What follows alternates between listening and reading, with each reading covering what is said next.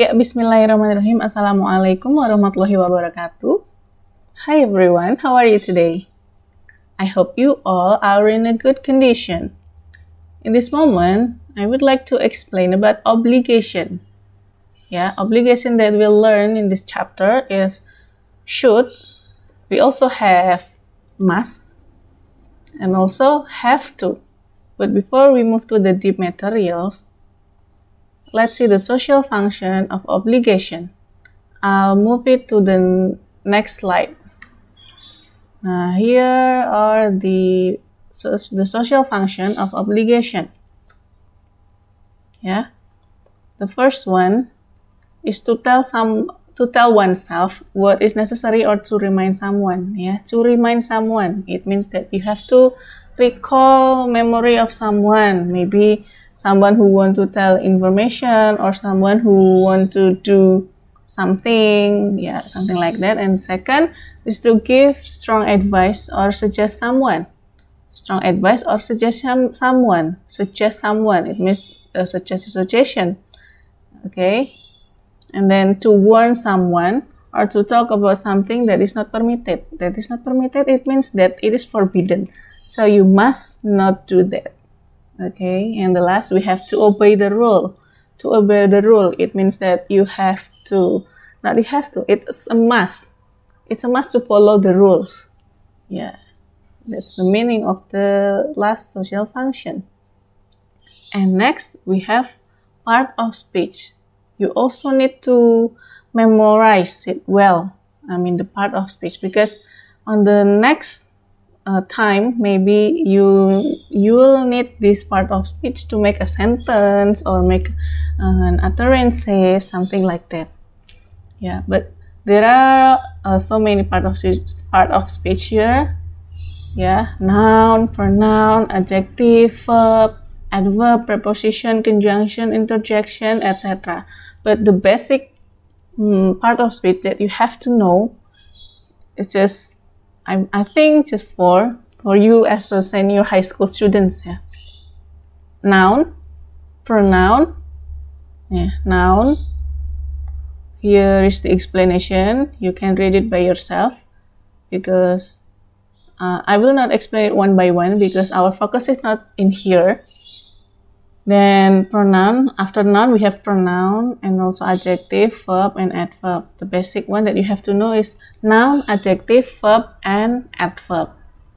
Okay, you can see and also read the explanation here, because I've sent this PowerPoint to Google Classroom too. Just download it and then read it well, okay?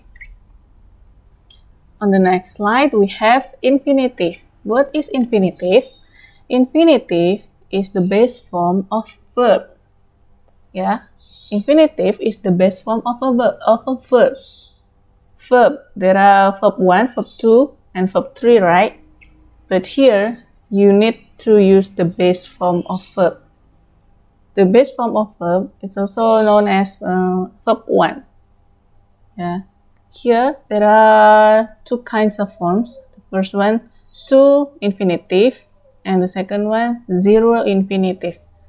To infinitive, you just need to put to in front of the infinitive, in front of the base form of verb, or in front of the verb 1, something like that. Yeah. And the second one is zero infinitive. It's just the base form of a verb. Yeah. So it just has one verb, and in this form, it's usually found there are two verbs in the sentence. I'll give you examples later on the slide that is full of examples there. Just wait, okay? We move to the next slide. Yeah, we have modal verb. Why we discuss this modal verb too? Because it's also important for you to know. Yeah, there are a lot of modal verb. Can, could, the present form is can, the past form is could, and then may, might, must, should. Now, should is the past form, and the present form is shall. Yeah, SHA and double L. That's the transcription. And the last, we also have will. Will is the present form, and the past form is would. Yeah, will, would, can, could, may, might, must, have, must or have to becomes had to for the past. Okay. Now here we have the degree of obligation. What is that? Look at these tables. I mean the table. It's just one table. It contains of 3 columns here. First we have to. Have to, 100% obligation. It's also written the had to. Had to is the past form. Yeah, this one is the function. Have to is to express strong obligation. Strong obligation. Had to express strong obligation too, but it is in the past. This one. Have to is for the past. Have to is for the present. But they are same. They have 100% of obligation, so it's just a must. Okay, that's the example. You have to go exercise on Sunday. You have to go exercise on Sunday. For the had to, for the example of had to, that is for the past, it's like this. Yesterday, I had to get up early, but I couldn't. Yesterday, I had to get up early, but I couldn't. Yeah, there are yesterday here. It's the adverb of time. So because there is the word yesterday here, it means that it happened in the past. So you need to use had to. Yeah. Okay, then next move to the second rows. We have must. Must is also 100% obligation. What is the function of must? Here, to express strong obligation based on the speaker's opinion. Yeah, based on the this is the same same as the strong obligation with have to and had to. But it's based on the speaker's opinion. Here's the example. I must study harder. I must study harder. Yeah, he's realized that he need to study hard. So he has the commitment for himself like this. I must study harder. Must. Yeah, so it's a must. That he want to study, something like that. And the last, we have should. It's just 50% obligation. 50% obligation. What does it mean? Yeah, let's see the function first. To express mild or weak obligation. Mild or weak obligation. Or advice.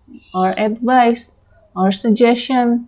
It means that if you use should to make a sentence or make a statement, it means, or make an advice or make a suggestion, it means that if you want to follow the suggestion, just do that.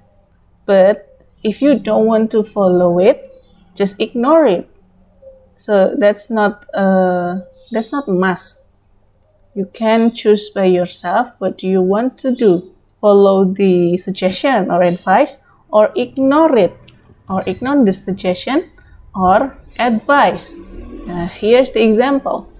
You should eat vegetables and fruits for your health. You should eat vegetables and fruits for your health. So it's up to you. You want to eat vegetables and fruits or not? Yeah. But the speaker give the suggestion, give an advice to you to eat vegetables and fruits for your health. So far, do you get my point?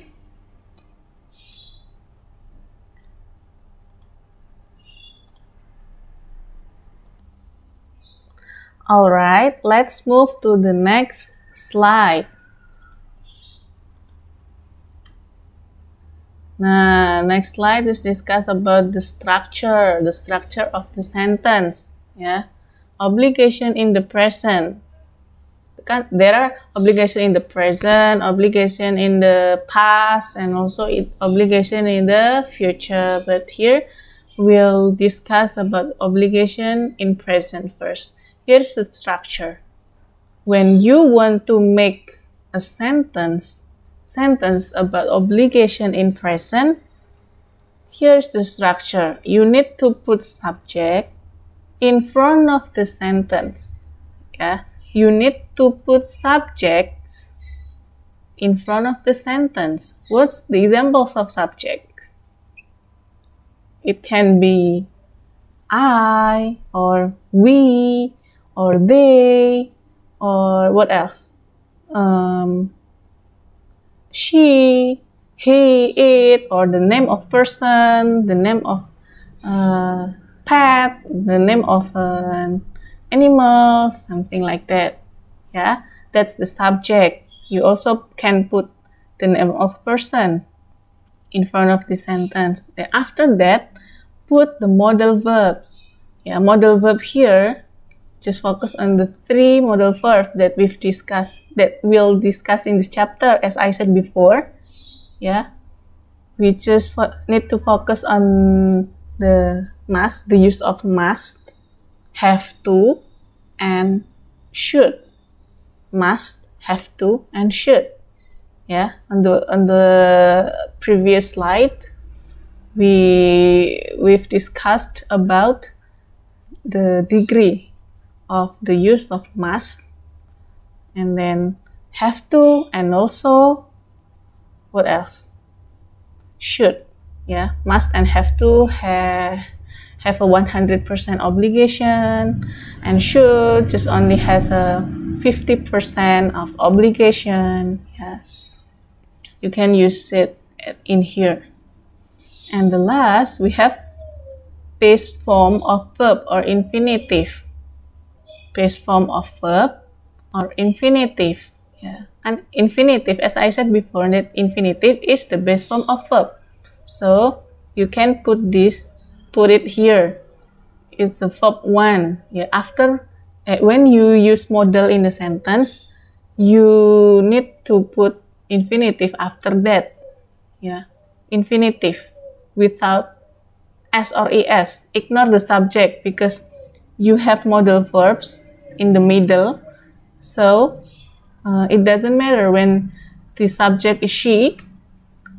You don't need to put s or es in the infinitive because infinitive is the base form of verb. Yeah, I have the examples for you on the next slide. Let's see. Now here are the examples. First, let's read it together. Listen and repeat after me. Okay, we'll read together.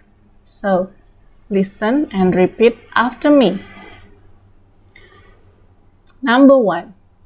Mr. Nino, you must stop smoking. Alright, once again. Mr. Nino, you must stop smoking. Yeah. Number 2. You must do your homework by next class. Alright, once again. You must do your homework by next class.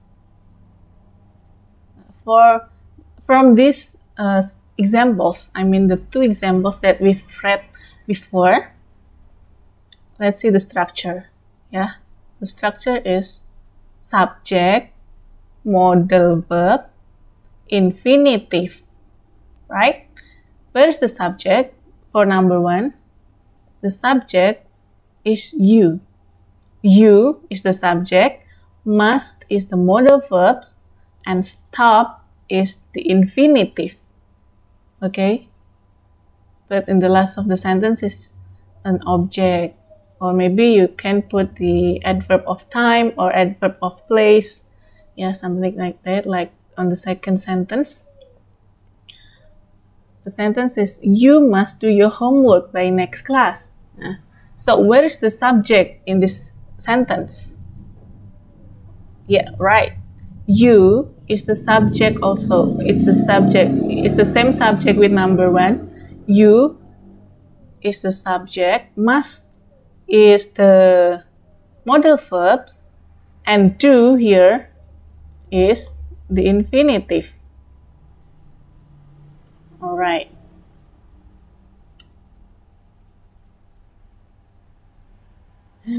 Yeah. On the third examples, we have, I must run.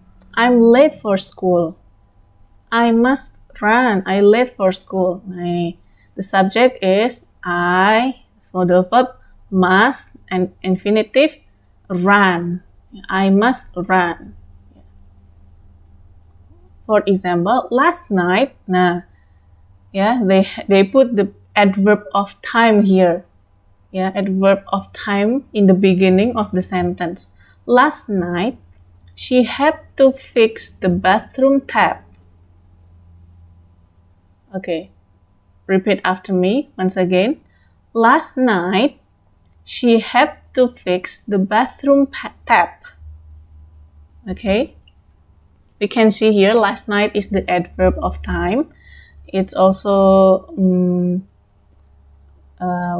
explain that the sentences happened in the past. Okay, and here you use had to. Why? Because the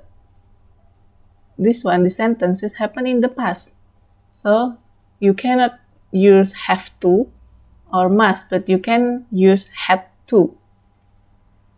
Had to is the modal verb.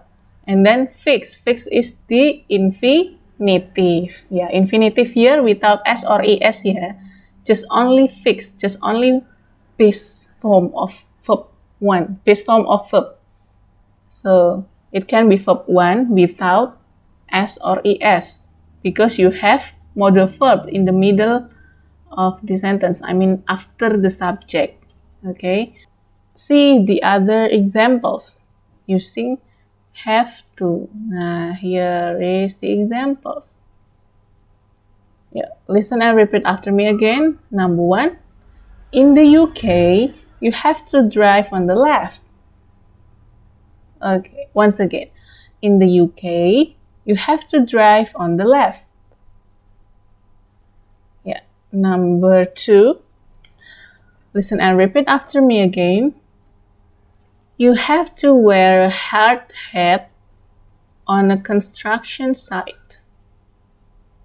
Once again, you have to wear a hard hat on a construction site. Okay, that's very good. Let's continue to the third example. Number 3. You have to subscribe this channel because it will bring you benefits in learning English.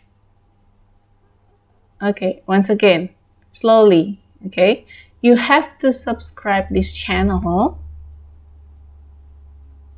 okay? Because it will bring you benefits in learning English. All right, that's excellent. Let's read number 4. He has to get up at 5 a.m. He has to get up at 5 a.m. Okay. For the last number, let's read it together. She has to do all the homework by next class. She has to do all the homework by next class. All right, that's very good. Now I want to check your understanding here. For the number 1, where is the subject? In the UK? No, in the UK is an adverb of place. Adverb of place. So adverb, we can put adverb of place and also adverb of time in the sentence. So in the sentence, they put adverb of place in the UK. So, where is the subject of the first sentence? Yeah, that's very good. You is the subject of the sentence. And the have to is the modal verbs. That's very good. And drive here is the infinitive. Okay. Yeah.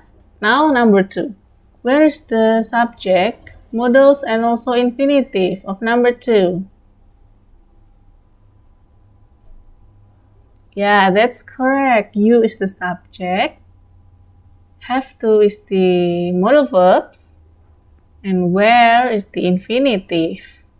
Okay, that's good. Next, number 3. Where is the subject?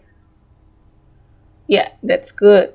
You is the subject, have to is the modal verbs, and subscribe is the infinitive.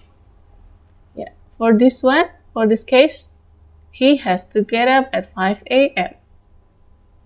Where is the subject? He, yeah, that's very good. And where is the modal verbs? Has to, yeah, that's good. Because in the sentence, they use he. So, you put has here for explaining this. He. So, it can be turned into has to. From have to become has to. And then get up at 5 a.m. Get up is the infinitive. Get up, yeah. Not gets up or what else. It's just get up. Yeah. Because infinitive is the best form of verb. Yeah. So don't put any s or es in the end of this word. Okay. Yeah. And also for number 5, it's same with number 4. The subject is she, so we have to turn the have to becomes has to, and do here as the infinitive. Alright. So far, it's easy, right? This chapter is very easy.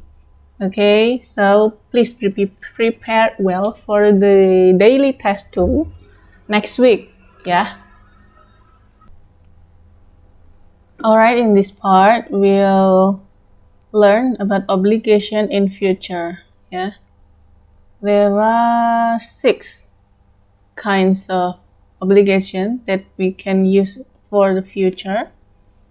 Should for recommendation, advisability, or obligation, and also should for expectation, should for giving advice, have to or must for obligation, yeah, shall or advice, and also would for invitation. And the examples is, let's read it together again. You really should start eating better. Yeah, it means that the speaker gives suggestion to me, because that's you, to me, to start eating better. Later. Yeah. It means that later you really should start eating better. And for the second one, for the should for expectation, Susan shouldn't arrive in New York until next week. Susan shouldn't arrive in New York until next week. Okay, that's the future until next week. Next week. The sentence is for next week. Yeah. So here, the sentence use the negative form, negative sentence. So you need to put Susan, and then modal verb should, and you put not after should because it's negative sentence, and then put infinitive again after that. Yeah, it's still infinitive. Yeah, whereas the subject is Susan. Then next, giving advice. What should I wear? For obligation, I will have to work tomorrow. Yeah, tomorrow. I will have to work tomorrow. Okay. And then for advice, shall we go to restaurant to eat before the film? Yeah. Shall we go to restaurant to eat before the film? Before the film. Yeah. Okay, for the last, for invitation, would you take your sisters back before school? Would you take your sisters back before school? So that's the obligation in the future. Then let's move to the next chapter. It's obligation in the past. Now, for obligation in the past, the structure is like this. Subject plus should have plus verb 3. Verb 3, yeah, or past participle. Here are the examples. I should have studied more for my test. I should have studied more for my test. Why studied here using the verb 3, using AD, not infinitive anymore? That's because we have here. I should have, I should have studied more for my test. So after modals, it's still use the infinitive here, but we need to turn it becomes verb 3 because we have here in the sentence. Okay, for the second one, I should have read, read because that's verb 3, the directions before starting. I should have read the directions before starting. Okay, for the last, I had to study hard yesterday because I have an exam this week. You also can use had to, yeah, instead of should. Had to express obligation in the past. And here is the examples. You put yesterday as the verb of time here, and you use the modal verbs had to. Now here is the use of should. After we focus on from the beginning, we focus on the use of have to and what is it? Have to and must. Yeah. That's 100% obligation. And now we focus on the should. For the should itself, yeah, there are a lot of functions. It can be to give advice, suggestion, and recommendation. It also can to express obligation and also to express situation in present. Yeah, like this one in the example. Andy should be at home. Meet me now. Now. So it can be right now, in this time, yeah. Or to predict situation in the future. I think this is still same with the previous slide. So I'll not explain it deeply because it's just same with the previous slide. And here is for the negative sentence. Shouldn't stands for should not. Shouldn't stands for should not. You know, to advise someone not to do something because it is bad or wrong. Yeah, to advise, to giving advice to someone, to give advice to someone or to give suggestion. Okay, example is you shouldn't eat. What's it? I'm sorry. You shouldn't cheat in the exam, or you shouldn't leave without permission. Shouldn't. You put not after should.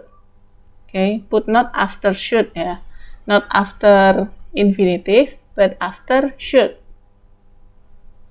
And also we have should for present continuous tense. So it can be to express. The function is to express the idea that the subject is not fulfilling their obligation or is not acting sensibly. It means that it's just to expressing an idea. Okay, that the subject is not fulfilling their obligation. Like this one, the examples. You should be studying math now. Tomorrow we will have a quiz. You should be studying math now. Yeah, because tomorrow we will have a quiz. Or the other example, you should be cleaning your room. Why? Because it is very dirty. Okay, you should be cleaning. If you put verb ing, you should put be after should. So that's the structure. Should plus be plus verb ing. Yeah. If you want to use verb ing, please put be after should first before you use verb ing. Okay. And then for should plus perfect. For perfect tense, the structures become should have plus verb 3, like as I explained before. Yeah, to express an action or idea that you didn't fulfill the obligation in the past. Yeah, so you cannot complete. You cannot do the obligation in the past. So you can express like this example. You should have done your homework as soon as possible when you remembered it. Okay, once again, let's read slowly. You should have done your homework as soon as possible when you remembered it. Yeah, it means that at that time, you should have done your homework as soon as possible at that time, but in fact, you didn't do your assignment as soon as possible. Okay, the second example, I should have called you when Ita asked me yesterday. I should have called you when Ita asked me yesterday. It means that from the sentence we can see that in fact I here didn't call me, you here. The character I here, this one. The character I here didn't call the character you here at that time. So this, the sentence didn't happen. Yeah, didn't happen. So it's just like I wish it was done, but it is not. Something like that. Okay, what else on the next slide? Oh, that's the end of this discussion.